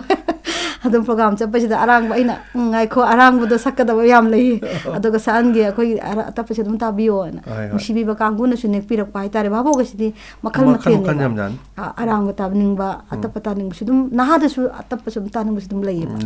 ꯑꯗꯨꯅ ꯅꯨꯡꯁꯤꯗꯅ ꯑꯗꯨꯝ ꯈꯒꯗꯤ ꯑꯗꯨꯝ ꯑꯩꯁꯨ ꯆꯠꯆꯔꯤ ꯑꯗꯨꯅ ꯏꯁꯩꯁꯤꯗꯤ ꯆꯞꯇꯤ ꯃꯥꯟꯅꯩ ꯃꯥꯟꯅꯩ ꯍꯥꯏꯗꯤ ꯑꯗꯨꯕꯨ ꯊꯥꯏꯅꯒꯤ ꯑꯍꯜ ꯂꯃꯟꯁꯤꯡꯁꯤꯅ ꯁꯛꯄꯤꯔꯝꯕ ꯏꯁꯩ ꯑꯩꯈꯣꯏꯅꯁꯨ ꯌꯧꯕꯕꯨꯗꯤ ꯉꯝꯃꯔꯣꯏ ꯑꯗꯣ ꯃꯣꯏꯒꯤ ꯃꯇꯧ ꯇꯝꯖꯔꯒ ꯇꯨꯡꯒꯤ ꯅꯍꯥꯔꯣꯟꯁꯤꯡꯁꯤꯅ ꯇꯨꯡꯗ ꯍꯧꯔꯛꯂꯤꯕ ꯑꯩꯈꯣꯏꯒꯤ ꯏꯁꯩꯕꯨ ꯄꯥꯝꯖꯕꯁꯤꯡꯁꯤꯅ ꯇꯥꯕꯗ ꯑꯗꯒꯤ ꯈꯪꯍꯧꯕꯗ ꯅꯨꯡꯉꯥꯏꯒꯗꯕ ꯍꯥꯏꯅ ꯁꯨꯝ ꯈꯔ ꯁꯨꯝ ꯁꯛꯆꯔꯤꯕ ꯍꯥꯏꯗꯨꯅ ꯑꯩꯈꯣꯏꯁꯦ ꯑꯁꯨ ꯑꯩꯈꯣꯏꯒꯤ ꯍꯧꯖꯤꯛꯇꯁꯨ ꯅꯍꯥꯗꯁꯨ ꯍꯥꯏꯇꯥꯔꯦꯀꯣ ꯃꯁꯤ ꯃꯥꯏ ꯆꯍꯤ ꯃꯇꯥꯡꯒꯤꯅꯤ ꯑꯩꯈꯣꯏꯒꯤ ꯂꯩꯖꯔꯤꯕ ꯑꯣꯖꯥꯒꯤ ꯏꯁꯩꯁꯤꯡꯁꯦ ꯑꯗꯨꯝ ꯌꯥꯝ ꯐꯖꯅ ꯈꯜꯂꯤ ꯑꯩꯈꯣꯏꯒꯤ ꯀꯅꯥꯒꯤ ꯊꯣꯡꯖꯤꯟꯗ ꯂꯦꯞꯂꯨꯒꯅꯤꯒ ꯍꯥꯏꯕ ꯏꯁꯩꯁꯤꯗꯤ ꯑꯩꯈꯣꯏ ꯁꯤꯗꯁꯨ ꯌꯥꯝꯅ ꯈꯟꯕ ꯏꯁꯩ ꯑꯣꯏꯔꯤ ꯍꯥꯏꯖꯔꯤꯕ ꯃꯦꯂꯣꯗꯤ ꯑꯗꯩ ꯊꯃꯣꯏ ꯄꯥꯟꯗꯕꯤ ꯌꯥꯝ ꯈꯜꯂꯤ ꯑꯗꯒꯤ ꯑꯩꯈꯣꯏꯒꯤ ꯌꯥꯝꯅ ꯈꯟꯕ ꯁꯨꯝꯅꯇꯪꯒꯤ ꯑꯍꯤꯡ ꯑꯃꯒꯤ ꯋꯥꯔꯤꯅꯤ ꯃꯇꯝ ꯑꯃꯒꯤ ꯑꯗꯨꯒ ꯀꯥꯏꯅꯔꯝꯗꯥꯏ ꯅꯨꯡꯁꯤꯕ ꯑꯗꯣ ꯆꯥꯡꯆꯠꯇ ꯍꯧꯖꯤꯛꯁꯤ ꯌꯥꯝ ꯈꯟꯕꯒꯤ ꯆꯥꯡꯁꯤ ꯃꯅꯨꯡꯗ ꯍꯧꯖꯤꯛꯀꯤ ꯀꯅꯥꯒꯤ ꯊꯣꯡꯖꯤꯟꯁꯤꯃꯗꯤ ꯃꯁꯤ ꯑꯍꯟꯁꯨ ꯅꯍꯥꯁꯨ ꯃꯁꯤ ꯆꯥꯡꯆꯠꯁꯦ ꯍꯧꯖꯤꯛꯁꯨ ꯂꯦꯞꯇꯨꯅ ꯁ꯭ꯇꯤꯜ ꯈꯜꯂꯤ ꯃꯥꯒꯤ ꯑꯄꯥꯝꯕ ꯖꯒꯥꯗꯨꯅꯤ ꯍꯥꯏꯖꯕ ꯇꯥꯔꯦ ꯑꯗꯨꯒ ꯏꯁꯩ ꯁꯨꯃꯥꯏꯅ ꯁꯨꯝ ꯂꯥꯛꯄꯒꯤ ꯈꯣꯡꯆꯠꯁꯤꯗ ꯑꯣꯖꯥꯒꯤ ꯋꯥꯔꯤ ꯍꯧꯔꯛꯄꯒꯤ ꯏꯃꯨꯡ ꯃꯅꯨꯡꯒꯤ ꯁꯄꯣꯔꯠ ꯐꯪꯕ ꯑꯃꯁꯨꯡ ꯐꯪꯗꯕ ꯑꯗꯒꯤ ꯃꯃꯩꯊꯪꯗ ꯏꯆꯟꯅꯨꯄꯤꯅ ꯇꯧꯔꯀꯥꯟꯗ ꯑꯣꯖꯥꯒꯤ ꯏꯁꯣꯔꯅ ꯇꯝꯕꯗꯨꯗꯤ ꯌꯥꯗꯕꯅꯤꯅ ꯍꯨꯝꯖꯟ ꯌꯥꯗꯕꯅꯤꯅ ꯈꯪꯉꯛꯈ꯭ꯔꯦ ꯁꯤꯒꯨꯝꯕ ꯊꯧꯗꯣꯛꯁꯤꯡꯒ ꯊꯣꯛꯂꯛꯄꯗ ꯏꯁꯩꯒ ꯅꯝꯅꯤ ꯈꯣꯠꯅꯤꯒ ꯇꯧꯕ ꯑꯗꯩ ꯏꯁꯥꯅꯒ ꯌꯥꯝꯅ ꯊꯣꯛꯈꯤꯕ ꯊꯧꯗꯣꯛꯇꯣ ꯄꯨꯛꯅꯤꯡꯒ ꯅꯨꯡꯁꯤꯈꯤꯕ ꯑꯥꯔꯇꯤꯁ ꯑꯃ ꯑꯣꯏꯅꯒ ꯍꯥꯏꯇꯥꯔꯦꯀꯣ ꯉꯁꯤꯐꯥꯎ ꯀꯥꯎꯉꯝꯂꯣꯏꯗꯧꯕ ꯊꯣꯛꯈꯤꯕ ꯊꯧꯗꯣꯛꯀ ꯂꯩꯕꯤꯕ꯭ꯔꯥ ꯃꯤꯌꯥꯝꯗ ꯉꯁꯤꯒꯤ ꯇꯥꯟꯖꯥꯁꯤ ꯂꯧꯔꯒ ꯑꯩꯈꯣꯏ ꯁꯨꯃꯥꯏꯅ ꯑꯩꯉꯣꯟꯗꯁꯨ ꯁꯤꯒꯨꯝꯕꯁꯤ ꯊꯣꯛꯈꯤ ꯃꯇꯝꯗꯨ ꯁꯨꯃꯥꯏꯅ ꯇꯧꯈꯤꯒ ꯁꯤꯌꯔ ꯇꯧꯕ ꯋꯥꯔꯤꯒ ꯂꯩꯕꯤꯔꯗꯤ ꯃꯥꯅꯦ ꯑꯗꯨꯝ ꯑꯩꯒꯤꯕꯨ ꯀꯩꯁꯨ ꯌꯥꯝꯅ ꯅꯨꯡꯉꯥꯏꯇꯕ ꯍꯥꯏꯕ ꯀꯩꯁꯨ ꯂꯩꯇꯦꯕ ꯅꯨꯡꯉꯥꯏꯇꯕ ꯍꯥꯏꯁꯦ ꯑꯩꯅꯗꯤ ꯁꯛꯆꯅꯤꯡꯕ ꯁꯛꯄꯗꯤ ꯐꯪꯗꯕꯗꯨꯅꯤ ꯌꯥꯝ ꯄꯥꯝꯖꯕ ꯏꯁꯩꯒꯁꯤ ꯑꯩꯈꯣꯏꯒꯤ ꯃꯇꯝꯗꯨꯗꯗꯤ ꯔꯦꯗꯤꯑꯣ ꯍꯥꯏꯁꯤ ꯀꯩꯁꯨ ꯌꯥꯝꯅ ꯇꯦꯞꯀꯨꯝꯕꯗ ꯑꯗꯒꯤ ꯃꯥꯏꯀꯗ ꯑꯩꯈꯣꯏꯅ ꯏꯃꯨꯡ ꯀꯩꯁꯨ ꯌꯥꯝꯅ ꯏꯅꯥꯛ ꯈꯨꯟꯕꯁꯨ ꯅꯠꯇꯕꯅ ꯇꯦꯞꯀꯨꯝꯕꯁꯨ ꯀꯩꯁꯨ ꯂꯩꯇꯦ ꯑꯗꯣ ꯂꯩꯕꯨꯗꯤ ꯂꯩ ꯑꯗꯨꯁꯨ ꯑꯩꯈꯣꯏꯒꯤ ꯗꯗꯥ ꯍꯣꯏꯒꯤ ꯂꯩꯕꯅ ꯑꯩꯈꯣꯏꯅꯒ ꯂꯥꯝꯁꯤꯜꯂꯨ ꯌꯥꯗꯕꯤꯗꯣ ꯀꯤꯖꯕꯗꯣ ꯇꯥꯒꯦ ꯀꯥꯏ ꯍꯥꯏꯔꯨꯕꯗꯣ ꯉꯝꯗꯕꯅ ꯑꯗ ꯃꯥꯌꯣꯛꯀꯨꯝꯕꯗ ꯏꯁꯩꯁꯦ ꯊꯥꯔꯀꯥꯟꯗ ꯑꯩꯈꯣꯏꯒꯤ ꯋꯥꯈꯜ ꯚꯣꯏꯒꯁꯤ ꯄꯨꯊꯣꯛꯑꯒ ꯊꯥꯕꯜ ꯃꯉꯥꯟꯗꯒ ꯏꯕꯤꯗꯨꯅꯤ ꯑꯩꯈꯣꯏ ꯃꯃꯥ ꯃꯦꯝ ꯍꯣꯏ ꯑꯩꯅ ꯈꯜꯂꯦ ꯀꯔꯝꯕ ꯃꯇꯝꯗ ꯃꯣꯏ ꯁꯨꯃꯥꯏꯅ ꯏꯁꯩ ꯁꯨꯃꯥꯏꯅ ꯑꯩꯁꯨ ꯑꯃꯨꯛꯇꯪ ꯐꯪꯉꯗꯤ ꯄꯨꯛꯅꯤꯡ ꯌꯥꯝ ꯁꯛꯆꯅꯤꯡꯕꯗꯣ ꯑꯗꯒꯤ ꯏꯁꯩꯒꯁꯤ ꯃꯤꯅ ꯇꯥꯕꯤꯅꯕ ꯂꯥꯎ ꯂꯥꯎ ꯁꯛꯄꯅꯤ ꯄꯨꯈ꯭ꯔꯤꯄꯥꯟꯗꯒꯤ ꯏꯁꯤꯡ ꯁꯣꯛꯄꯁꯤꯗ ꯍꯦꯛꯇ ꯁꯨꯝ ꯄꯥꯝꯖꯕꯒꯤ ꯆꯥꯡꯁꯦ ꯑꯗꯩꯗꯤ ꯃꯌꯥꯝꯅ ꯁꯨꯝ ꯏꯁꯩ ꯇꯧꯍꯜꯂꯨꯅꯤ ꯃꯁꯤ ꯐꯩꯅꯤ ꯐꯅꯤ ꯑꯗꯨꯅ ꯍꯥꯏꯕꯤꯔꯛꯏꯀꯣ ꯌꯨꯝꯗꯗꯤ ꯁꯨꯡꯌꯥ ꯌꯥꯗꯕ ꯑꯗꯩꯗꯤ ꯑꯗꯨꯃꯥꯏꯅ ꯁꯨꯝ ꯊꯤꯡꯕ ꯉꯝꯄꯣꯟꯇꯦ ꯃꯤꯑꯣꯏꯕ ꯍꯥꯏꯁꯦ ꯑꯗꯨꯃꯥꯏꯅ ꯃꯤꯅ ꯅꯨꯡꯁꯤꯗꯅ ꯇꯧꯔꯛꯄꯗꯩꯗꯤ ꯌꯨꯝꯗꯁꯨ ꯑꯗꯨꯝ ꯁꯞꯄꯣꯔꯠꯇꯤ ꯑꯗꯨꯝ ꯂꯥꯛꯄꯤ ꯑꯗꯨꯒ ꯑꯩꯅ ꯑꯩꯁꯦ ꯑꯝꯇꯪ ꯐꯥꯎꯔꯗꯤ ꯃꯃꯥ ꯃꯤ ꯃꯅꯥꯛꯇ ꯆꯠꯂꯤ ꯏꯁꯩ ꯇꯝꯕ ꯇꯝꯗꯤ ꯁꯨꯛꯇꯝꯍꯦꯛ ꯇꯝꯕꯤꯗꯕ ꯆꯠꯂꯒ ꯁꯨꯃꯥꯏꯅ ꯇꯧꯕ ꯊꯕꯛꯁꯦ ꯌꯥꯝ ꯀꯥꯏꯈꯤꯕ ꯍꯥꯏꯇꯥꯔꯦ ꯃꯣꯏꯅ ꯐꯖꯅ ꯇꯝꯕꯤꯔꯛꯇꯕꯗꯣ ꯑꯗꯩꯗꯤ ꯄꯨꯛꯅꯤꯡꯁꯤꯗ ꯑꯣꯖꯥꯕꯨ ꯁꯤꯡꯅꯕ ꯅꯠꯇꯦꯀꯣ ꯑꯩꯅ ꯈꯟꯈꯤꯕꯗꯨꯗ ꯄꯨꯛꯅꯤꯡ ꯅꯨꯡꯁꯤꯅ ꯑꯩꯅ ꯍꯜꯂꯛꯈꯤꯕ ꯃꯤꯠꯇ ꯄꯤꯔꯛꯏ ꯔꯥ ꯆꯦꯜꯂꯒ ꯑꯩ ꯃꯃꯥ ꯃꯦꯝꯃꯒꯤ ꯃꯌꯨꯝꯁꯤꯗ ꯑꯍꯨꯝꯃꯩꯔꯛꯅꯤ ꯂꯝꯐꯦꯜꯗ ꯆꯠꯄꯁꯤꯗ ꯑꯗꯩ ꯑꯩꯁꯦ ꯃꯃꯥꯕꯨ ꯁꯤꯡꯅꯕ ꯅꯠꯆꯗꯦꯀꯣ ꯑꯩ ꯈꯟꯖꯔꯤꯁꯦ ꯋꯥꯈꯜꯁꯦ ꯑꯩꯅ ꯈꯜꯂꯒ ꯍꯪꯕꯤꯔꯛꯏꯁꯤꯒ ꯐꯣꯡꯗꯣꯛꯆꯔꯒꯦ ꯑꯗꯩ ꯇꯝꯖꯅꯤꯡꯉꯤꯕ ꯍꯩꯖꯅꯤꯡꯉꯤꯗꯨꯒ ꯇꯝꯕꯤꯔꯛꯇꯕꯗꯨꯒ ꯑꯩꯁꯦ ꯍꯜꯂꯛꯑꯒ ꯑꯩ ꯈꯜꯂꯦ ꯃꯃꯥ ꯅꯉꯣꯟꯗꯩꯗꯤ ꯑꯩꯅ ꯑꯃꯨꯛꯇꯪꯗꯤ ꯐꯥꯎꯕ ꯑꯩꯁꯨ ꯐꯥꯎꯕ ꯑꯣꯏꯒꯦꯀꯣ ꯍꯥꯏꯅ ꯋꯥꯁꯛꯑꯝꯃꯦꯕ ꯑꯩꯅ ꯁꯤꯡꯅꯔꯝꯕꯗꯣ ꯑꯣꯖꯥꯗꯀꯣ ꯍꯥꯏꯗꯤ ꯃꯥꯡꯅꯕ ꯅꯠꯇꯕ ꯐꯕ ꯑꯣꯏꯒꯦ ꯑꯝꯇꯗꯤ ꯑꯩꯁꯨ ꯐꯥꯎꯕ ꯑꯣꯏꯖꯒꯦꯀꯣ ꯍꯥꯏꯅ ꯈꯜꯂꯒ ꯂꯥꯛꯄꯗꯨꯗꯒꯤ ꯑꯩ ꯑꯗꯨꯝ ꯋꯥꯈꯜꯁꯤꯗ ꯏꯁꯩꯁꯤ ꯁꯨꯝ ꯑꯣꯔꯥꯏꯕ ꯍꯧꯔꯛꯈꯤꯕꯅꯦꯕ ꯑꯗꯒꯤ ꯏꯅꯥꯎꯅꯨꯄꯤꯗꯩꯁꯨ ꯑꯗꯨꯝ ꯑꯩ ꯃꯥꯅ ꯁꯛꯄ ꯈꯣꯠꯄ ꯑꯗꯒꯤ ꯑꯣꯖꯥ ꯑꯩꯈꯣꯏ ꯏꯅꯥꯎꯕꯤꯅ ꯑꯩꯈꯣꯏ ꯀꯥꯃꯈꯥꯏꯗꯩ ꯂꯩꯌꯦ ꯔꯥꯒꯒꯤ ꯑꯣꯖꯥꯅ ꯌꯥꯝ ꯍꯩꯕ ꯑꯗꯩ ꯃꯥꯒꯤꯗꯁꯨ ꯇꯧꯔꯒ ꯏꯁꯩꯁꯤ ꯁꯨꯝ ꯇꯧꯕꯗꯤ ꯑꯗꯨꯃꯥꯏꯅ ꯁꯨꯝ ꯃꯤꯅ ꯑꯗꯨꯝ ꯍꯣꯠꯅꯕꯁꯦ ꯋꯤꯜꯁꯦ ꯇꯧꯒꯦꯅ ꯈꯜꯂꯗꯤ ꯃꯤꯑꯣꯏꯕꯁꯦ ꯉꯝꯃꯤ ꯍꯥꯏꯕꯗꯣ ꯑꯗꯨꯅꯤ ꯏꯁꯥꯅ ꯊꯋꯥꯏ ꯌꯥꯎꯖꯔꯛꯄ ꯄꯥꯝꯖꯔꯛꯄ ꯑꯗꯒꯤ ꯇꯧꯒꯦꯅ ꯈꯟꯕꯗꯨꯅꯦꯕ ꯃꯗꯨꯗꯅꯦꯕ ꯃꯥꯏ ꯄꯥꯛꯂꯛꯏꯁꯦ ꯑꯗꯨꯅꯤ ꯌꯨꯝꯗꯩꯁꯨ ꯁꯤꯡꯅꯩꯅꯤ ꯏꯅꯥꯎꯅꯨꯄꯤꯗꯩ ꯁꯤꯡꯅꯔꯤꯅꯤ ꯃꯣꯏꯅꯗꯤ ꯌꯥꯗ꯭ꯔꯦꯀꯣ ꯑꯗꯨꯝꯁꯨ ꯑꯅꯤꯔꯛꯅꯤ ꯁꯤꯡꯅꯔꯤꯁే ꯏꯅꯥꯎꯅꯨꯄꯤꯁꯤꯗ ꯑꯗꯨꯝ ꯐꯨꯜ ꯁꯞꯄꯣꯔꯠ ꯃꯥꯅ ꯁꯛꯄꯁꯤꯗꯤ ꯇꯥꯕꯤꯕ ꯑꯩꯅ ꯉꯥꯡꯕ ꯇꯥꯅꯤꯡꯗꯦ ꯍꯥꯏꯕꯀꯣ ꯉꯁꯥꯏ ꯀꯩꯒꯤꯅꯣꯗ ꯑꯩꯅꯗꯤ ꯄꯥꯝꯖꯅ ꯁꯛꯆꯔꯤꯅ ꯑꯗꯨ ꯃꯤꯒꯤꯗꯤ ꯄ꯭ꯔꯣꯐꯦꯁꯅꯦꯜ ꯑꯣꯏꯍꯟꯅꯤꯅ ꯏꯃꯥ ꯍꯣꯏ ꯕꯕꯥ ꯍꯣꯏ ꯗꯗꯥ ꯍꯣꯏꯅꯗꯤ ꯍꯣꯠꯅꯖꯔꯤꯕꯅꯤꯗꯣ ꯑꯗ ꯑꯩꯗꯤ ꯂꯥꯏꯔꯤꯛ ꯇꯝꯃꯨ ꯃꯇꯝꯁꯤ ꯂꯥꯏꯔꯤꯛ ꯇꯝꯃꯒ ꯂꯩꯌꯨ ꯍꯥꯏꯕꯅꯤ ꯑꯗ ꯄꯥꯝꯕꯤꯕꯁꯦ ꯃꯆꯥꯒꯤ ꯑꯄꯥꯝꯕꯁꯤꯁꯨ ꯈꯔ ꯊꯤꯕꯤꯒꯗꯕꯅꯦꯕ ꯍꯧꯖꯤꯛ ꯃꯇꯝꯗꯗꯤ ꯊꯤꯕꯤꯔꯕꯅꯤ ꯃꯇꯝꯗꯨꯗꯤ ꯊꯤꯗꯦꯕ ꯑꯗꯩꯗ ꯏꯆꯥꯁꯤꯅ ꯄꯥꯝꯖꯔꯤꯁꯦ ꯑꯗꯩꯗꯤ ꯍꯣꯠꯅꯕꯤꯔꯝꯃꯒꯗꯤ ꯍꯦꯟꯅ ꯐꯥꯎꯕꯁꯨ ꯑꯣꯏꯔꯝꯕ ꯌꯥꯏꯑꯕ ꯑꯗꯣ ꯌꯨꯝꯕꯨ ꯄꯥꯜꯂꯝꯗꯕ ꯌꯥꯏꯕ ꯇꯁꯦꯡꯅ ꯁꯞꯄꯣꯔꯠ ꯈꯔ ꯌꯥꯝ ꯐꯪꯉꯝꯃꯗꯤ ꯑꯗꯣ ꯑꯉꯥꯡꯁꯨ ꯑꯣꯏꯕꯅꯤꯅ ꯊꯤꯉꯥꯎ ꯂꯩꯉꯥꯎ ꯒ꯭ꯌꯥꯟ ꯂꯩꯁꯥꯒ ꯐꯥꯎꯗꯒꯤ ꯒ꯭ꯔꯣꯡꯅ ꯆꯦꯟꯈꯤꯕꯅꯤ ꯃꯇꯝꯗꯁꯨ ꯒ꯭ꯌꯥꯟ ꯃꯦꯟ ꯇꯥꯍꯧꯗꯒꯤ ꯏꯁꯩꯒ ꯁꯨꯃꯥꯏꯅ ꯇꯧꯔꯀꯥꯟꯗ ꯀꯥꯏꯅꯔꯝꯗꯥꯏ ꯅꯨꯡꯁꯤꯕꯒ ꯇꯧꯕꯁꯦ ꯁꯤꯗꯗꯤ ꯄꯩꯁꯥꯒꯁꯤ ꯃꯇꯝꯗꯨꯗ ꯑꯣꯖꯥꯁꯤꯡꯅ ꯏꯁꯩꯗꯨ ꯈꯛ ꯌꯥꯎꯕꯗꯔ ꯄꯩꯁꯥꯒꯗꯤ ꯐꯪꯈꯤꯕ꯭ꯔꯥ ꯐꯪꯗꯕ꯭ꯔꯥ ꯑꯗꯨ ꯀꯃꯥꯏꯅ ꯇꯧꯒꯦ ꯁ꯭ꯋꯥꯏ ꯃꯇꯥꯡꯗ ꯄꯩꯁꯥꯒꯗꯤ ꯑꯗꯨꯝ ꯐꯪꯉꯤꯗ ꯏꯁꯩꯗꯨꯃ ꯅꯝꯕꯤꯕꯒꯤ ꯏꯁꯩ ꯑꯃ ꯁꯛꯄꯗꯒꯤ ꯂꯨꯄꯥ ꯔꯦꯀꯣꯔꯗꯤꯡꯒꯤ ꯆꯥꯔꯖꯇ ꯂꯨꯄꯥ chani ra kanu pirakhi sei amagi ni kai pesan hujik matam lising ani gomani ta mani matam da dagi pa chahung ga piraka da harau na de program ga sat pasida pa chani ga phang de lo re khoi harau da chama ga phang ga di lo re dagi aina yum pal matam da chahum phang sta program da matam aina kharak tang pi ngai da di rubra ga tor pun pun chat le ba kakasna ton je khom nak ta le me mana support yam to bi puthok pi ba do puthok pi ba mi yaw da bi ya de ada kakasna ton sina le kai su mana akhoi gi da le ram me ba kamna kai sta akhoi ina mai nak ta ada mana ga rubra ge program se dum pubi ba do ada dai sei ko matam na hindi ni do mona sak bi do ada ma mai ta nei na dai doi se ki ko thor pa se jo ai gi lai ba mai am se lo ra ga ai gi lai ba ka se yem ga le ram ga hanagi ba timing se mi ga lai ram roi do timing se da ta ne ai se dum ko thok to se thaina ko di ko thok pirak pa pirak pa adum mi ga se khara han gram matam adu ai no mai du la ko ne hoji ba mai le hore aduga smain to bu rubra ki ga puthok pirak pa hai ra ga di sum rubra ta dum ko na rubra ki sei ma le yeng chap da dum him lai yo bi re ko bari bo ko adu masi rubra tong pusalak pes di kanana ni oje oja sanaton oi dira to to po ja sin na te ka sanaton adu rubra ga da ga bu sunati ka kana rubra ga da lai ban na macha nu pi ni na khara phabam lai re adu su bi ba hai tare adu di mi na su ma ya hon bi ro hai ra di admani ya hon bi ba admani to bi adu gi oja na oja sanaton ne he sei le ga di ma yaur ga di soksi he pu bi ba do ma sum to bi de mi na su dum ma ya holo hai ga di hai bi ra ko rubra tam su tang ba tam du rubra ki tam du la se formula se devla isi vidyani moi lai ramini hoi adu da khoi di ton gra jan khoi ton bai di khoi na yaur bu na tamina de yam kana su ka do to bu na tamni na ko dum khaga ba marak to da yan na bo chat pa adigi aina yum pal matung da ni sarani hoi degi nande sori hoi degi kanoi tholei se hoi rosibina hoi de thokre ai di rubraga de yarok ta ba dum ge soina khaga dum chacha ba hai ta hoi maroi na khoi oja sana ton hoi smai tor kan da oja sana ton yaw do ba matam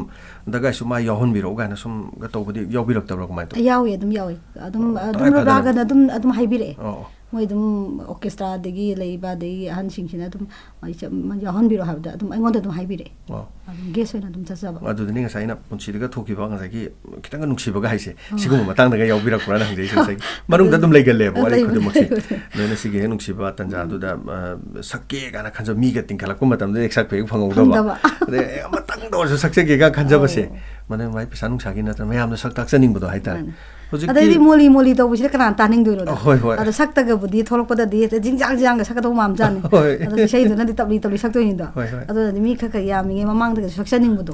dai bang na thiri dum phang de adu bu mafam matam lei khoi gi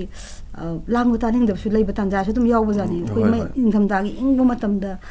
chai tho loi lei gi ba bok se leram da tholok pada ko mi ani hum da ga leram ga yaw ba pung ni si o aina ahum si mamang ho du bu isona nom gi la ba ni na ai sakam thok jum sak ge na khalaga sakpasida sai thoga le ba bok pulak punchela ko sia ngai ba yawi ai hoi maming chat pai sei so mani adum matam du da leira amni na ada madugi hana khangdring ge daga maina stage da tholok pasiga akhang ka nei sei amani ga leijaba sigi sakbi nungai bam leram ga nai ba maroi na sai kainar da nuksi ba chingba horok ba madugi clap lakwa adagi atheng da saksar ga so hai tare hauji ki all india radio gi no was maina sei ga to bu tha sigi sei samain to gi bisida tha sigi sei sakhi basi da khwai dagi pamjaba karamba tha sigi sei amta ya ka matem nang to bi ba kaile tha sigi sei si ai di popular di oi de ba ko akhoi gi muslim gi yamam khane eb ba isem khale khoi yok sangi sei ma na ha tra yam nusi ba isei ne do kaw ba khangde matem tang nisang bre khoi gi mana iri se wahai sing ya bhaja bhai tare muslim oraga mana wahai do yam bhajana ibi ba nga e hai sin ide mana mai tor ga ire ko yok sangi kan ko memory de ibirak pam mai oi ba gi kan yok sangi lamta tha sida tori ba degi lamta tha sigi khoi gi la harau ba matam dum ibo do pakhang bagi harau bu sunu oire aduga khoi gi petanga gi mati ang pusalak tanaga khoi barni sing gi to ba se ani pusal langdai na bhong do ya phajana mana to bi mati ang ngam bi Thamoi itha khona tha wakhal yining honna tha pukming makalam na tha komgi phi balang dai tha ꯅꯨꯡꯁꯤ ꯈꯨꯖꯦꯡ ꯄꯥꯏꯅ ꯊꯥ ꯂꯝꯇꯥ ꯊꯥꯗꯤ ꯅꯨꯡꯁꯤꯕꯤ ꯊꯃꯣꯏ ꯏꯊꯍꯧꯅ ꯊꯥ ꯋꯥꯈꯜꯒꯤ ꯅꯤꯡꯍꯨꯟꯅ ꯊꯥ ꯌꯥꯝ ꯅꯨꯡꯉꯥꯏꯖꯕ ꯑꯣꯗꯤꯑꯣ ꯀꯦꯁꯦꯠ ꯄꯨꯟꯅ ꯔꯦꯗꯤꯑꯣꯒꯤ ꯏꯁꯩꯁꯤꯡ ꯏꯁꯥꯗ ꯔꯦꯀꯣꯔꯗ ꯂꯩꯕꯤꯕꯗ ꯃꯁꯤꯡꯒ ꯊꯤꯕ ꯔꯦꯀꯣꯔꯗꯀ ꯂꯩꯍꯧꯗ꯭ꯔꯒꯁꯨ ꯆꯥꯎꯔꯥꯛꯄ ꯔꯦꯀꯣꯔꯗ ꯂꯩꯕꯒ ꯁꯛꯈꯤꯕꯒꯤ ꯃꯁꯤꯡ ꯀꯌꯥꯃꯨꯛ ꯁꯨꯕꯤꯔꯝꯒꯅꯤ ꯆꯥꯎꯔꯥꯛꯄ ꯑꯗꯨꯗꯤ ꯌꯥꯝꯃꯝꯃꯅꯤ ꯑꯩꯅ ꯅꯍꯥ ꯑꯣꯏꯔꯤꯉꯩꯗ ꯁꯛꯄꯁꯤꯐꯥꯎꯗ ꯑꯗꯨꯝ ꯚꯤꯗꯤꯑꯣ ꯊꯥꯔꯒꯀꯣ ꯍꯣꯏ 10-20ꯃꯨꯛꯇꯤ ꯑꯗꯨꯝ ꯁꯨꯔꯝꯃꯤ ꯑꯗꯒꯤ ꯑꯩꯅ ꯌꯨꯝ ꯄꯥꯜꯂ ꯃꯇꯨꯡꯗ ꯑꯐꯥꯎꯕ ꯑꯗꯒꯤ ꯔꯦꯗꯤꯑꯣꯒꯤ ꯑꯗꯒꯤ ꯃꯇꯝꯗꯨꯗꯗꯤ ꯏꯁꯩ ꯃꯌꯦꯛ ꯑꯃ ꯑꯩꯈꯣꯏꯒꯤ ꯅꯥꯏꯠ ꯇꯧ ꯏꯁꯩ ꯃꯌꯦꯛ ꯏꯕꯁꯤꯡꯁꯤꯒꯤ ꯅꯥꯏꯠ ꯇꯧꯕꯤꯔꯝꯃꯦꯕ ꯑꯗꯨꯅ ꯃꯈꯣꯏꯒꯤ ꯅꯥꯏꯠꯀꯤ ꯃꯇꯝꯗ ꯏꯁꯩ ꯑꯅꯤꯗꯤ ꯑꯗꯨꯝ ꯄꯤꯕ ꯑꯗꯨꯒꯨꯝꯕ ꯃꯌꯥꯝ ꯊꯥꯔꯒꯗꯤ ꯑꯁ ꯌꯥꯝꯃꯦ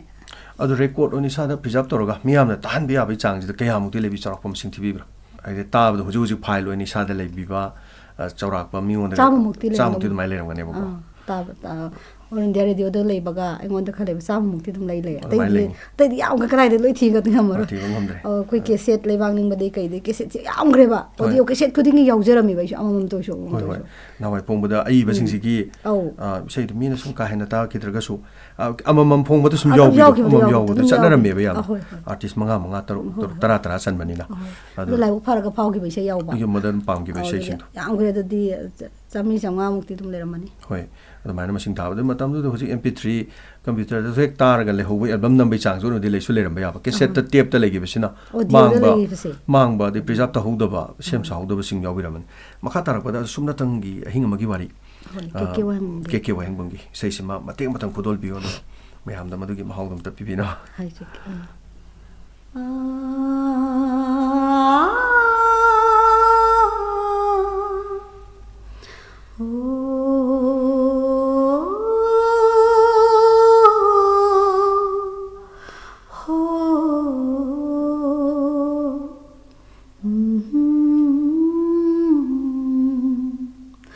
ꯁꯨꯞꯅꯇꯪꯒꯤ ꯑꯍꯤꯡ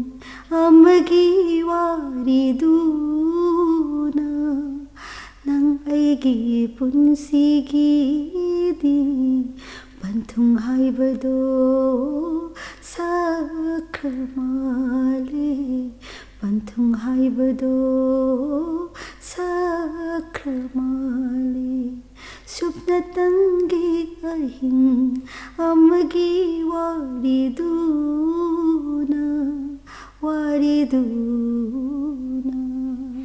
ꯌꯥꯝ ꯐꯖꯈ꯭ꯔꯖꯥ ꯁꯤꯒꯤ ꯏꯁꯩꯁꯦ ꯑꯩꯈꯣꯏꯒꯤ ꯏꯁꯥꯅ ꯁꯦꯝꯕꯤꯈꯤꯕ꯭ꯔꯥ ꯁꯤꯗꯤ ꯑꯣꯖꯥ ꯀꯅꯥꯅ ꯁꯦꯝꯕꯤꯈ꯭ꯔꯥ ꯍꯥꯏꯐꯦꯠ ꯅꯤꯡꯁꯤꯡꯕꯤꯕ꯭ꯔꯥ ꯁꯤꯗꯤ ꯕꯤꯍꯥꯔꯤ ꯕꯤꯍꯥꯔꯤꯒ ꯇꯥꯀꯨꯟꯖ ꯕꯤꯍꯥꯔꯤꯒ ꯃꯥꯒ ꯇꯧꯔꯒ ꯁꯦꯝꯈꯤꯕ ꯏꯁꯩꯅꯦꯕ ꯍꯧꯖꯤꯛ ꯃꯊꯪꯗ ꯑꯃꯨꯛ ꯂꯧꯊꯖꯒꯦ ꯏꯁꯩ ꯐꯖ ꯐꯖꯕ ꯌꯥꯝ ꯂꯩꯔꯤ ꯅꯝꯕꯔꯁꯦ ꯍꯧꯖꯤꯛ ꯑꯩꯈꯣꯏ ꯏꯁꯩ ꯁꯛꯄꯤ ꯑꯣꯖꯥꯁꯤꯅꯁꯨ ꯍꯥꯏꯕꯤꯔꯤ ꯏꯁꯩ ꯆꯥꯝꯃ ꯂꯩ ꯑꯗꯨꯒ ꯈꯟꯒꯠꯆꯔꯀꯥꯟꯗ ꯃꯁꯤꯗꯒꯤ ꯑꯩꯈꯣꯏꯅ ꯂꯧꯊꯣꯛꯆꯕꯗ ꯌꯥꯝꯅ ꯐꯖꯈꯤꯕ ꯏꯁꯩ ꯑꯃꯅꯤ ꯊꯃꯣꯏ ꯄꯥꯟꯗꯕꯤꯅꯤ ꯍꯥꯏꯕꯤꯔꯝꯃꯨ ꯏꯁꯩꯁꯦ ꯀꯅꯥꯅ ꯏꯕꯤꯕꯅꯣ ꯃꯁꯤꯁꯦ ꯉꯔꯥꯡꯕꯝ ꯁꯔꯆꯟꯗ꯭ꯔ ꯉꯔꯥꯡꯕꯝ ꯁꯔꯆꯟꯗ꯭ꯔꯒꯤ ꯏꯁꯩꯁꯤꯃꯁꯨ ꯃꯇꯦꯛ ꯃꯇꯪ ꯀꯌꯥ ꯇꯧꯕ ꯂꯣꯛ ꯊꯨꯡꯕꯅꯦ ꯀꯩꯁꯨ ꯀꯥꯏꯕ ꯂꯩꯇꯦ ꯑꯗꯨꯒ ꯊꯣꯏꯗꯣꯛꯅ ꯈꯤꯇꯪ ꯎꯅꯕꯒꯤ ꯃꯗꯨ ꯃꯍꯥꯎ ꯑꯃ ꯐꯪꯅꯕꯅꯤ ꯑꯇꯩ ꯏꯁꯩꯁꯤꯡꯗꯤ ꯍꯥꯏꯔꯤꯕ ꯏꯁꯩꯁꯤꯡꯁꯦ ꯑꯩꯈꯣꯏꯒꯤ ꯂꯤꯁꯅꯔꯁꯤꯡꯅ ꯈꯟꯕꯤꯔꯣ ꯍꯥꯟꯅ ꯂꯩꯇꯕꯁꯤꯡꯗꯣ ꯑꯩꯈꯣꯏꯗ ꯂꯣꯏ ꯂꯩꯖꯔꯕ ꯉꯥꯛꯇ ꯑꯣꯏꯔꯗꯣꯏꯅꯤ ꯑꯗꯨꯒ ꯍꯧꯕꯤꯔꯣ ꯏꯁꯩꯁꯤ ꯃꯇꯦꯡꯗ ꯊꯃꯣꯏ ꯄꯥꯟꯗꯕꯤꯅꯤ ꯍꯥꯏꯕꯤꯔꯝꯃꯨ ꯅꯨꯡꯁꯤ ꯈꯪꯗꯕꯤꯅꯤ ꯆꯩꯕꯤꯔꯝꯃꯨ 이랄 그야수 시비라무 난기 타모이나부 비니하이라디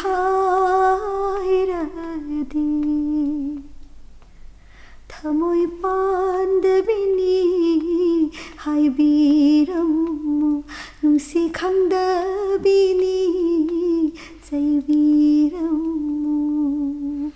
ꯌꯥꯝ ꯐꯖꯔꯦ ꯁꯤꯁꯨ ꯑꯗꯨꯒ ꯑꯩꯈꯣꯏ ꯏꯁꯩꯁꯤꯡꯁꯦ ꯌꯥꯝꯅ ꯁꯦꯟꯇꯤꯃꯦꯟꯠ ꯈꯔ ꯁꯣꯛꯄ ꯑꯩꯈꯣꯏꯒꯤ ꯀꯩꯅꯣꯁꯤꯡꯁꯦ ꯍꯥꯏꯇꯥꯔꯦꯀꯣ ꯃꯁꯤꯗꯁꯨ ꯌꯥꯝ ꯆꯠꯄ ꯌꯥꯝ ꯀꯥ ꯍꯦꯟꯅ ꯁꯨꯝ ꯑꯔꯥꯡꯕ ꯌꯥꯝ ꯀꯟꯅ ꯂꯥꯡꯕ ꯅꯠꯇ꯭ꯔꯁꯨ ꯈꯤꯇꯪ ꯂꯥꯡꯇꯛꯀ ꯇꯧꯕꯒꯥꯏꯁꯤꯗ ꯑꯗꯨꯝ ꯄꯥꯝꯕꯤꯕ ꯁꯛꯄꯗ ꯄꯥꯝꯕꯤꯗꯕ꯭ꯔꯥ ꯃꯗꯨꯒ ꯐꯪꯗꯕꯒꯤꯔ ꯇꯟꯖꯥꯁꯤ ꯀꯃꯥꯏꯅ ꯇꯧꯕꯤꯕꯅꯣ ꯃꯁꯤꯅ ꯄꯥꯝꯖꯥꯅꯤ ꯄꯛꯇꯕ ꯍꯥꯏꯇꯥꯔꯦ ꯑꯗ ꯄꯤꯔꯛꯄꯁꯤꯗꯁꯨ ꯑꯩꯉꯣꯟꯗꯁꯦ ꯀꯥꯏꯅꯕꯒꯨꯝꯕ ꯁꯦꯟꯇꯤꯃꯦꯟꯇꯦꯜ ꯑꯣꯏꯕ ꯁꯨꯒꯨꯝꯕ ꯉꯥꯛꯇ ꯄꯤꯕꯤꯔꯛꯑꯦ ꯃꯌꯦꯛ ꯏꯕꯁꯤꯡꯁꯤꯅ ꯑꯩꯁꯦ ꯑꯗꯨꯃꯥꯏꯅ ꯁꯨꯝ ꯁꯣꯟꯊꯈꯤꯗꯣꯔꯦꯅ ꯑꯩꯕꯣꯅ ꯈꯤꯇꯪ ꯅꯨꯡꯉꯥꯏꯕ ꯑꯝꯇ ꯁꯛꯆꯒꯦꯕ ꯍꯥꯏꯁꯦ ꯑꯗꯨꯝ ꯐꯪꯗ꯭ꯔꯦꯗꯤ ꯑꯗꯨ ꯇꯁꯦꯡꯕꯁꯨꯅꯦ ꯏꯁꯩꯁꯦ atappa melody oiba adagi sentimental oiba isai sidi heart feel torga saktraga diadaba khoi gi nungai ba haiba sidi sindagi sakpa yaiba aduga khoi tasengba dia khoi gi heart yam son majani khoi khoi thoina saksan ga gani mitagi pita ba ngam heba aduna sisu khangna sakadaba seidu da lupsan gi dana madugi thim do atana sokchan gi dana adum mathanda pita ko sudum yaudaba nate adum yawe adum dona ga dai thokpa yawe pani kai dana yam ngai ja do hek salak do khoi khangi chaina ba phangla gi mohong da sakpira gi sei gi mohong do masu yam lele so de no jana sakbi sei ji smain tor ka do res aduga masi mathang da top 10 ta gi bisai maning sing jage aduga nungsiba nangsi sakki gani haiba isei sima ꯑꯩꯈꯣꯏꯒꯤ ꯁꯤꯁꯨ ꯇꯣꯞ 10 ꯇꯥꯒꯤ ꯁꯦꯝꯅꯤ ꯍꯧꯖꯤꯛ ꯀꯅꯥꯅ ꯏꯕꯤꯕꯅꯣ ꯏꯁꯩꯁꯦ ꯔꯥꯖꯦꯁ ꯂꯩꯁꯥꯡꯊꯦꯝ ꯑꯩꯈꯣꯏꯒꯤ ꯇꯣꯞ 10 ꯇꯥ ꯁꯤꯁꯨ ꯏꯁꯩ ꯃꯇꯦꯛ ꯃꯇꯪ ꯌꯥꯀꯥ ꯃꯇꯦꯡ ꯇꯧꯕꯤꯌꯨ ꯁꯛꯆꯒꯦ ꯅꯨꯡꯁꯤꯕ ꯅꯪꯁꯦ ꯆꯠꯈꯤꯅꯤ ꯅꯣꯡꯃꯗꯤ ꯌꯥꯝꯅ ꯂꯥꯞꯅ ꯏꯅꯥꯛꯇꯒꯤ ꯅꯨꯡꯁꯤꯕ ꯅꯪꯁꯦ चखीनी नोमदी yam teli sai yam faze sei sigi dum hek salpada karim the yaudana sakpusi dum fazare wala ise daga matang tanja sida amani danga lokthak jege losala ka dore matam saduga pirangi marupni haiba isei sidi hek adum hairakpada sum yamna so dum tak khanga bai sei amagni masim ta kana ibibno sa se yes dangini idangi 1992 da ma ओजाजी फजा फजा विषय दि लेरगा all India radio दे प्रूव तौदबसिना ओजागी सही सिंगसे अखोगी फजा फजा बन मसे रेडियो दगा मुक तहलगा तहलम तारगदी मियाम सिनो बदि केसेट की कनो दबदि मेडियम दबदि लोइन तारे अदुबु डायमंड रेडियो ददि अदुम ताबा याबा कनो नि इसै नि मियाम खनबिरकपदा अदुम ताहनजरी ओजादगी इसै मते मतंग तामिनसे पिरांगी मरु काइना खोंगलो ꯂꯩꯍꯧꯔꯤ ꯗꯨ ꯅꯪꯗꯤ ꯅꯤꯡꯕ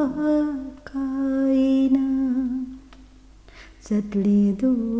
ꯑꯩꯗꯤ ꯄꯩꯁꯥꯛꯁꯤ ꯄꯨꯗꯨꯅ ꯌꯥꯝ ꯐꯖꯔꯦ ꯑꯗꯒꯤ ꯌꯥꯝꯅ ꯈꯟꯕꯤꯕ ꯗꯥꯏꯃꯟ ꯔꯦꯗꯤꯑꯣꯗ ꯃꯌꯥꯝꯅ ꯌꯥꯝꯅ ꯈꯟꯕꯤꯕ ꯏꯁꯩ ꯑꯃꯅꯤ ꯃꯊꯪꯒꯤ ꯂꯧꯈꯠꯆꯒꯗꯧꯔꯤꯕ ꯏꯁꯩꯁꯤ ꯀꯅꯥꯒꯤ ꯊꯣꯡꯖꯤꯟꯗ ꯂꯦꯞꯂꯨꯅꯤ ꯏꯁꯩꯁꯤ ꯀꯅꯥꯅ ꯏꯕꯤꯕꯅꯣ एलांगमा मिनाव चाने इबने अद इसैसी मसी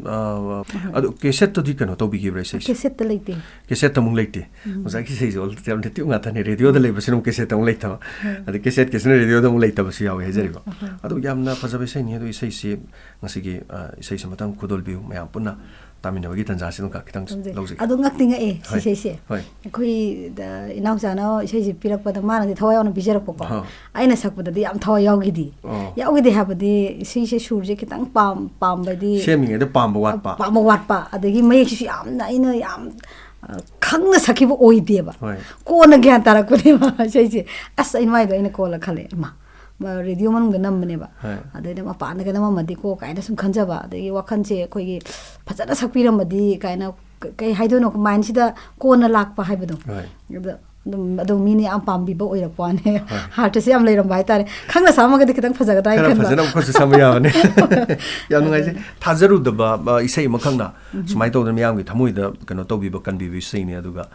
kana gi thungjin da leblugni tawisi khudol hoi कनागी थोंजिंदाबु लेब्लोनी निगोल ओइबी पुनसीना पलेम पंथो नोंगा ख्रग Kanai मा फमदाबु ओइनरुनी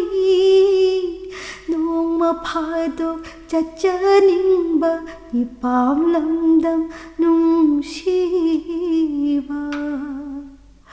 कनागी थोंजिंदाबु लेब्लोनी निगोल ओइबी पुनसीना याम नुगाइजरे अदुगा थोदो हिनोना अखोगी ओजा थोंग्राम Lakshmi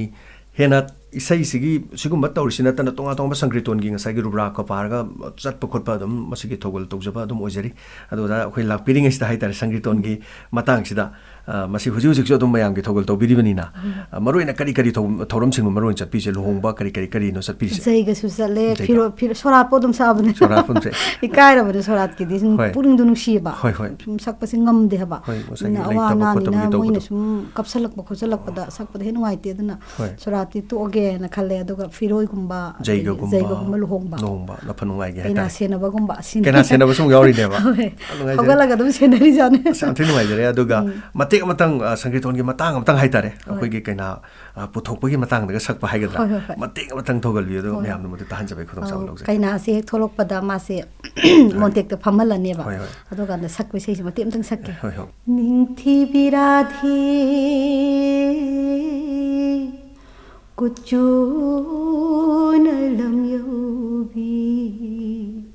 sarat purnima ngam jabi mai tho ningthi biradhi nupilak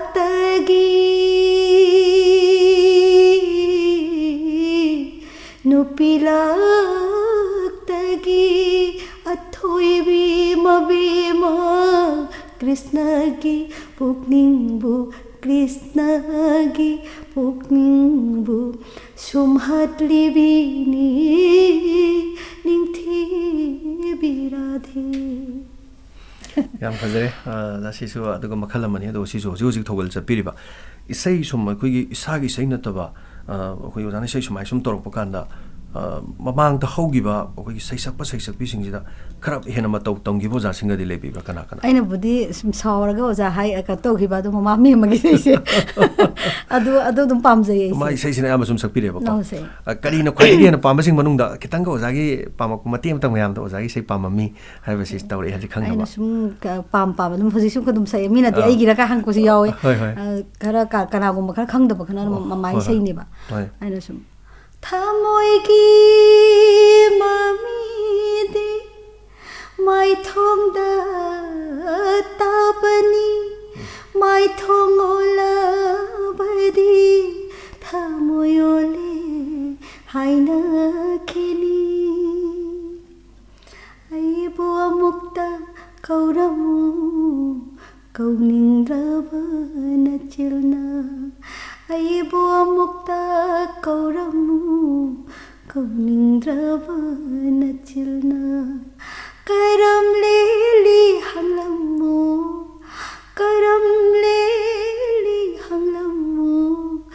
marupoi bai hauna sa ai bo mukta kauramu kauning ravana chilna sam phajagre ado jagi sei sing jo te jo dum sina ta baga sum sakpi bi yawi bra to stage da magi ngak tane sei se ado hai nei nang bulam jane adu se adu smatem tang tawiro matem tang tawinga yamna kana taw da bida sang da bida matem ta hai nei nang bulam jane moira yong thong khoding da nang na lam ja oira su nang na lam ja oira su ningol ai gi di thawaini hai nei nang bulam jani moirang yong thong khuding da nang na lam ja oira shu nang na lam ja oira shu ningol ai gi thawaini ningol ai gi thawaini